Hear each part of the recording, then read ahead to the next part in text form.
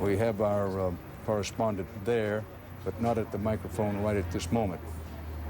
Air raid sirens sounding in Baghdad. Now, whether there is actually an aerial attack imminent or not, we'll have to see. The pattern last night was air raid sirens sounded, and then shortly behind that were the unmistakable thumps in the distance on the outskirts of Baghdad of first the cruise and Tomahawk missiles, then the laser-guided weaponry dropped from F-117 stealth bombers. As we've mentioned, the stealth bombers operate only at night. They're too vulnerable during the daytime, but it is night in Baghdad now, being, well, about 9 o'clock in the Iraqi capital.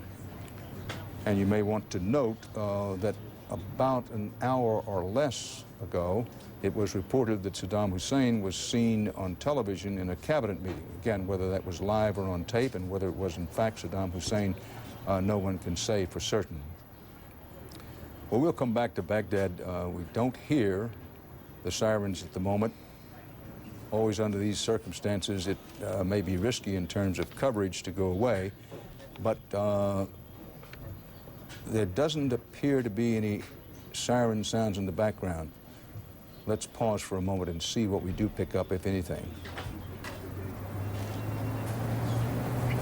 Hear no sirens, hear no sirens, hear no explosions. We'll continue to monitor very carefully in Baghdad, but for the moment, no reason to hold on this while you have combat on the ground inside Iraq with the U.S. Army's 3rd Infantry Division. CBS News correspondent Jim Axelrod is with them, and we hope to have another report from him traveling with the infantry. This is part of the Defense Department's so-called, quote, embedded process of putting U.S. journalists with combat fighting forces for, among other reasons, that if something goes wrong inside the country, big civilian casualties caused by Saddam Hussein, there'd be independent reporting about that, not just the U.S. government, the U.S. military saying so. Of course, the opposite of that is also true. If something bad happened inside Iraq caused by the U.S. military, you would also have independent reporting of that. But we hope to have Jim Axelrod up fairly soon with a live report as the U.S. 3rd Infantry penetrates into Iraq. I want to go back to the map because we were explaining that the U.S. Marines who have been in active combat on the ground, but we believe inside the Kuwaiti-Iraq border, maybe roughly in this area, one of the early plans was that the Marine Force might go here to secure Basra and then try to come up this way. The 3rd Infantry Division would be coming roughly in this direction and possibly also going over here. We mentioned before the town of Nasiriyah. In that general area of Nasiriyah, 2 full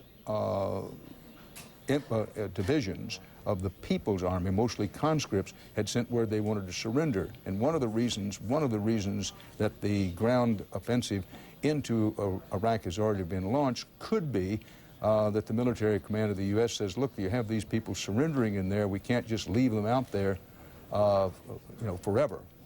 And that may be one of the things they're going in to do. That's speculation on our part, but we think it's a reasonable analysis.